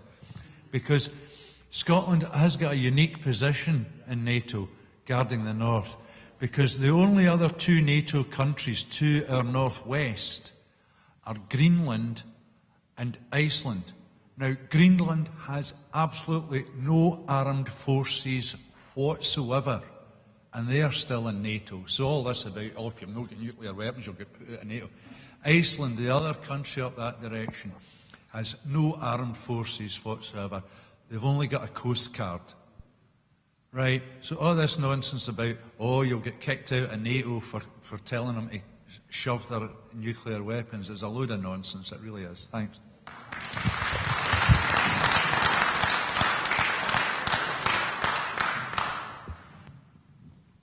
It's just a point for Keith. Actually, I'm not going to put you on the spot totally, but one of the frailties, I think, of the British Armed Forces is when you mentioned Officer Corps. Do you think we could have a Scottish Defence Force where the officers are selected based on ability and not necessarily the type of schools they went to? I think that would be a great start. It's a very good point, because many people's point of view, it's a pretty class-based system.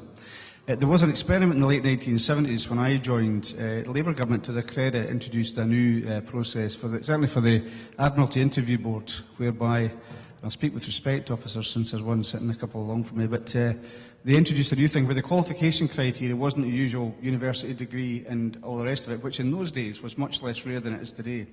And it was down to 5 O grades, 5 O levels was the qualification. And I always thought, there's one or two stories I could tell about the comparisons between Marine officers and Guards officers. Well, I'll maybe not do that in present company. But the Marines officers of that time, you could see the difference it made. And generally, I think the more that the men over whom they had command could relate to them, they were from similar backgrounds, the better the relationship was. I mentioned before a guy, Scottish Veterans Residencies, and it happens, it's right across from the Scottish Parliament, Whiteford House, and the guy in charge of it until very recently was Ian Buchanan. It wasn't, it was Ian Ballantyne, I've forgotten his name after 30 years, but he was my company commander when I was in the Falklands, but he went through the ranks. And the difference, you'll know it yourself, if you've gone through the ranks, there very often is a different relationship. And I think if you could try and get that kind of ethos, and you see it more in the Norwegian and continental armed forces as well, where there's less of a division. It's probably not as bad as it used to be, but I think you've made a valid point, and I think that kind of relationship where people are drawn from the same backgrounds but according to ability, I think would be very important.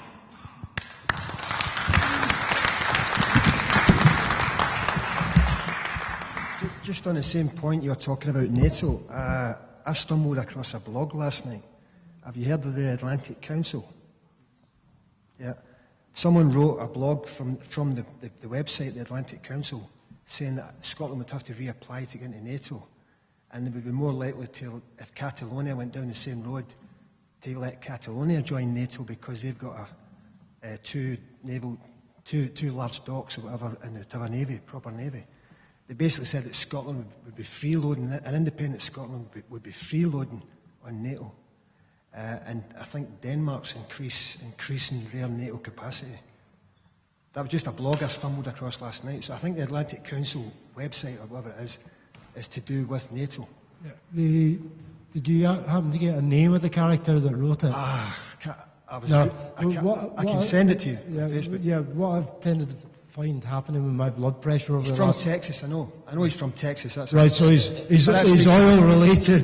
That speaks for itself, yeah. What I've tended to find over the last 2 years that really gets my blood pressure soaring is these grey figures, that flash up these ideas that we'll never get this, never get this. You know, so the last I heard, I think we're getting, you know, the buzzsaws coming out and we're getting dragged out into the Atlantic. You know, we're going to be up with Iceland there. Yeah. So I've never come across any other information. I really do go through as much literature as I can. I've never come across that. I only stumbled across it last night, and you mentioned earlier when you said the tide is turning, you said it's now turned. I've actually got a Facebook group called The Tide is Turning, and I'll probably go home and change it to The Tide is Turned. I think the gentleman here said it right. It's the same with the arguments often about the EU. If you try and stand back from all the kind of chaff that's been thrown up about it, it makes absolutely no sense for the EU not to have Scotland in it. And the same is true for NATO, for all sorts of strategic reasons. It is, and it's what you hear now before the 18th of September. And I think you're exactly right. There'd be a huge outcry if Scotland was to say we're no part of NATO. But that's what we're up against all the time. But I think people like yourself, and you're going to get these blogs and so on, people are seeing through this stuff now, That's why I I think. posted it everywhere and commented on it. During the latter half of my 17 years in the armed forces, there was another man from Texas who I was fed up listening to. This vote is for the people living in Scotland. It's about democracy, and we've talked about different reasons why people join the armed forces. I wanted to travel the world as an engineer, I wanted to get some extra qualifications, etc. But at the end of the day, what we are doing is we are defending democracy, and we are prepared to put our life on the lines for democracy. And that's what this vote is about. And the great thing about this vote, it's not just about Scottish men, Scottish women, or Scottish men or Scottish women serving in the armed forces. It's about people living in Scotland. And when I applied to join the armed forces, my mother's from the north of Ireland, so I thought I was dual national. And it was the MOD who said, no, you're actually at the age of 18, you lost your dual nationality, your entitlement to it. You are Irish only, but come on in. We take Irish, we take Commonwealth. The Armed Forces, despite what some people think, was a highly diverse organisation that I was proud to serve in, with people from all over the world, men and women from all over the world. Anywhere from 12 to 15% of men and women in the Armed Forces are overseas people. Foreigners. Something you'll never hear Nigel Farage, the Daily Mail, or the UKIP-driven agenda that's coming out of the Westminster government.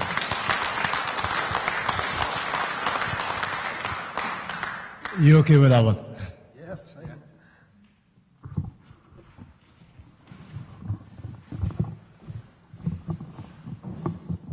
Right, I've got multiple questions from the internet, okay? We don't have a lot of time, so if I read them out and if you find any of them interesting, maybe you want to answer, okay? Right, I've got Colin Izzet. He's saying, are the SNP proposals for the Scottish Defence Force realistic? One from Al Williamson. How would non-Scots feel about fighting for a Scottish Defence Force? One from Dan Paget. What kind of force do you think Scotland should have? What should their remit be? And two more. Can you handle it? Okay, Gillian Morrison. What happens to RAF Scots in England after independence? And one from Al. How does the Feargal chap feel about no subs in Scotland? And finally, one from me, right? How do you all feel about David Cameron quaffing champagne with the CBI in Glasgow? I'll answer the last question first. Yeah, I've been watching these things on telly. Yeah, as far as the popping of the champagne corks, I'm sure that rogue only came up here to upstage us, or try to. Right. Right. Many questions there to do with the setup of the Scottish Defence Force. The submarine issue. I'll pass over. Yeah, a little bit of history, and it was happening just around the time I was joining the submarine service. Strategic Defence Review, Cold War was coming to an end, and the MOD said to the Royal Navy, said to the submarine service, right, you need to cut your numbers. So it's either nuclear submarines or diesel submarines. And obviously for the nuclear deterrent, it had to be nuclear submarine based. So at that point, Britain had already taken on the 4 Upholder class diesel submarines. Probably, and I would say, and I'm biased, the best diesel submarines that have ever been built. They are now in the Canadian Navy. I have served during my time liaising with other NATO countries. I have served and spent some time on board at sea Norwegian submarines, where men and women serve, by the way, although that's changing as well, I'm glad to announce. Would there be submarines in Scotland? Yeah, why not? We would need 4 frigates, 4 OPVs, 4 diesel submarines, so I don't see that Scottish independence means that there will be no submarine service in Scotland. It just won't be a nuclear one.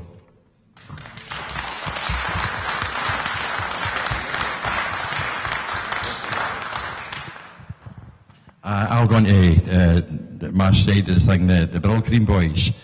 Air Force, just now in the UK, we used to have quite a large search and rescue division that basically anyone was lost at sea, a helicopter would go out, or anything on oil rigs, the helicopters would go out and help them now. But now everything in the UK is being privatised. We no longer have RAF air sea rescue, or there's a small detachment of naval air sea rescue left, but it's all been privatised. It's now Bristol helicopters that do air sea rescue. So if we see the Air Force being privatised, we've now got a part-time army, which is mainly all territorial. SAS, I've nothing against the guy, they do a great job, you know, but I think it's wrong. You know, Scotland should have a full-time army, fully paid, a full-time Air Force, because if you've got Bristol helicopters that I was saying, all their pilots, as the lady was pointing out to me tonight, are ex-RAF air sea rescue pilots. Now, if you don't have any other pilots being trained to come through for air sea rescue, where are Bristol's going to get their pilots from? Because mainly all of them were all ex-RAF. So with everything being privatised, everything is going down the tube. And that's what I can say about the Air Force. We've lost Nimrod, which was the main surveillance aircraft. We've lost that. The vertical takeoff helicopters were all taken off the ships and put into mothballs. Now we've got a big aircraft carrier we've just built, we don't have any planes for it, you know, so where the hell are we going, you know? Whereas a Scottish Defence Force will know where we're going, because we'll have the money for it. And we know what we've got to defend, and we're not going to go out and fight any illegal wars with our boys.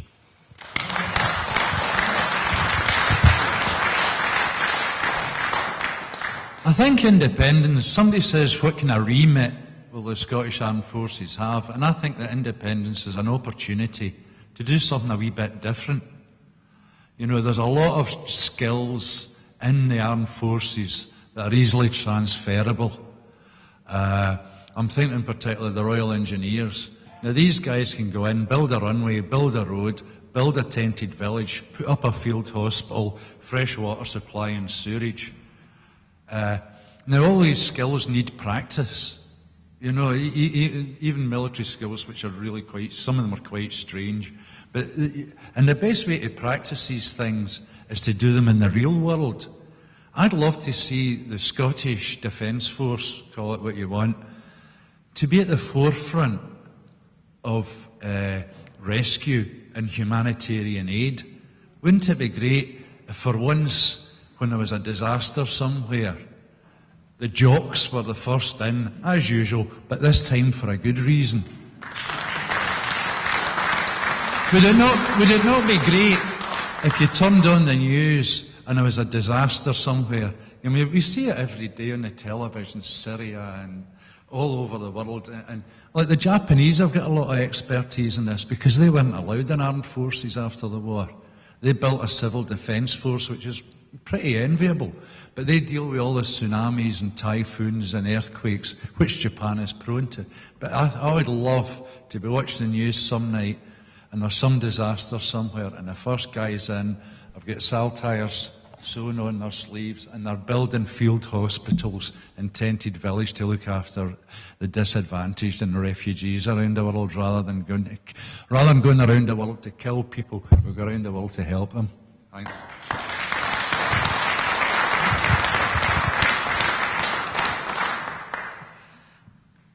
The way it works for a country's armed forces or defence forces is the government of the country, elected by the people of that country, set military tasks, and the military tasks that a Scottish Defence Force will be set will not be very different to what the current UK Armed Forces are set, or many of our North European neighbours and friends. There will be the obvious ones like defending national territory, land, air, sea, coming to the aid of civil authorities in times of crises, emergencies. But there will be one key difference as far as I'm concerned, and it's been touched on. Where the UK Armed Forces are currently set, the military task of projecting global power, the Scottish Defence Force, I look forward to the day in an independent Scotland being set the military task of projecting global justice and peace.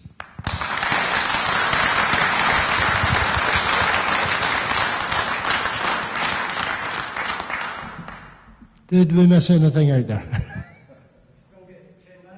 Yeah. Any more questions, folks, from the floor?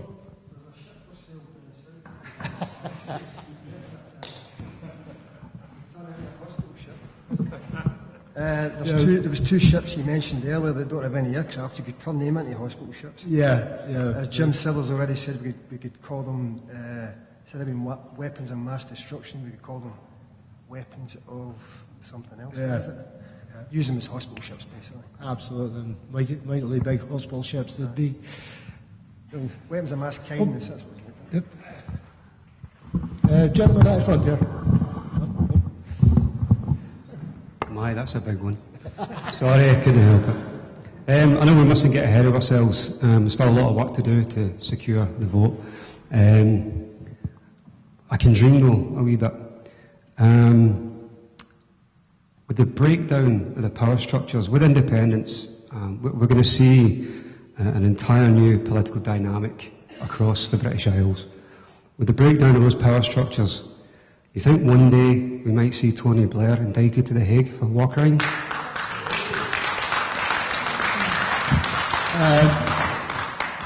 I think what goes round comes round on that one. Yeah.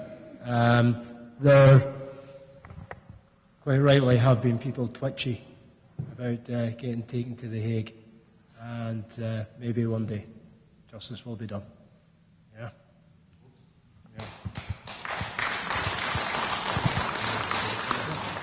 The gentleman here. There was a poll last week saying that the no camp were in a narrow lead, but part of that poll there was a second question, and 53% of that poll wanted another vote in the future.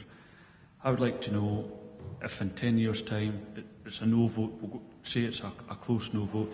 In 10 years' time, if the will of the Scottish people wants another vote, and Westminster denies us that vote because Boris Johnson or Farage is in power, what will happen then? Will we get a vote? Well, can I say that I think, as was just said by Johnny, the priority really now is winning this yes vote. I mean, I've been doing this for 30 years. I'd like to see it coming now. I don't want to wait any longer. But I think what you could say is it really depends on the Scottish people. You know, some people think it could be a generation before you'd have another vote. I tend to think if the Scottish people express themselves as wanting another vote, say, for example, after a UK exit from Europe in 3 years' time, or a government they just found completely unacceptable, UKIP or otherwise, if the Scottish people start to express themselves saying we want to have a referendum, having had a no vote previously, then that's what you have to listen to. But I think the real priority is to do it this time. I mean, my kids are all over 16 now. I've been doing this for 30 years. I really want to see this happen this time. And I think my own feeling is, certainly from the reaction I'm getting, We can do it this time. We put the final bit of effort in here and we can do it this time.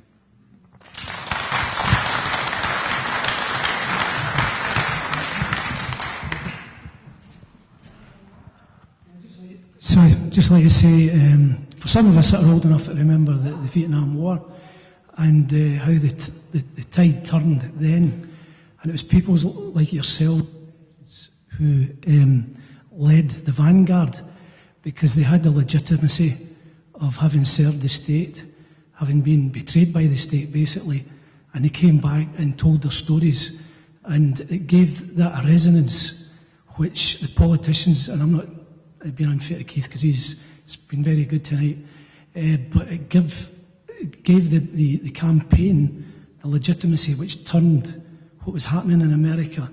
And I almost see yourselves as representing that wave of legitimacy which you're non-political in terms of you're not all politicians by and large.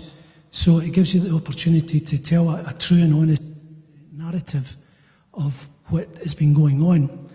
And hopefully the people who are online watching this will be moved to think about maybe a lot of the prejudices and long-held beliefs that they've had.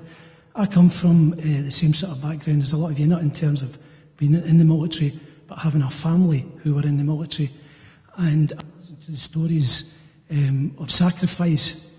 And concerned me when I was the amount of loss to the Scottish population over the last century, because we not only lost 200,000 men in 2 wars, one of which was completely unnecessary, the other wasn't, but the resultant population decline of 2 million people that left the country, which really made it kind of incomprehensible to me as to why we were still contributing a higher percentage of people to the forces.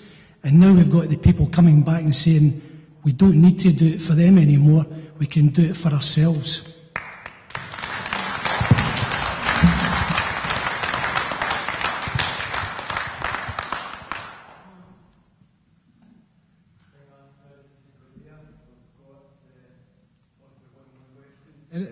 Any more questions, folks? Go for it. There was a guy driving a taxi who was in the forces. Do you remember that guy, Keith? Remember yeah, he was going on about the regiments all get sort of amalgamated or something like that and basically destroyed. Do you think, in the case of independence, we'll return back to those regiments again? It's been again mentioned in the white paper that the Scottish Defence Force would very much like to get back to that. Now, you've got to remember the Scottish regiments were completely annihilated. Yeah?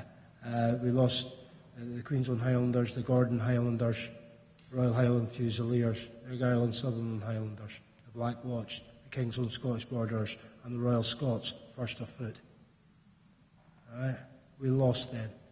So to have all those regiments back, that would, that would need a pretty big Scottish Defence Force. It would be wonderful to see. I would love to see all the regiments back. Realistically, I think we would get back where we could. Yeah. We can do a bit more than that. I think that the point, though, is right, that you can't replicate them or reintroduce them at the same strength they were before. But you can reintroduce the names and attach them to units. Again, I got questioned in this down in London. I went to the Defence Select Committee, and they just assumed that we want to replicate what they've done. They can't get out of that mindset, but I think it's a chance for us to do something quite different. And within that, I think it's more than possible for us to reintroduce the regiments which were abolished, the names of those regiments again.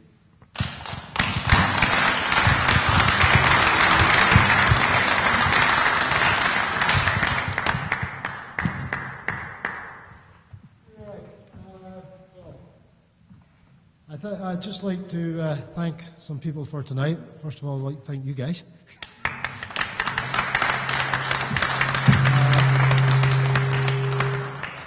Is my hearing aid again? I'd like to thank the production teams here that have been doing all their magic stuff.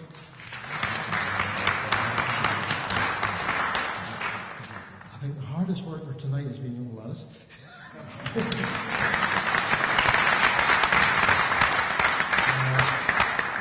Keith for coming along and adding his weight to things.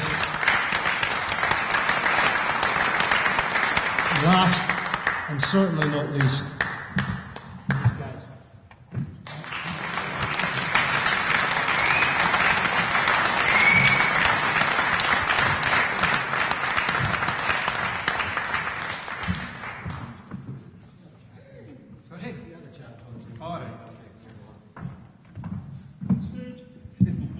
Are we off the...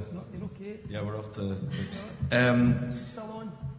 Oh yeah, well, whatever. You know, we live in an age where always assume there's a camera rolling on you.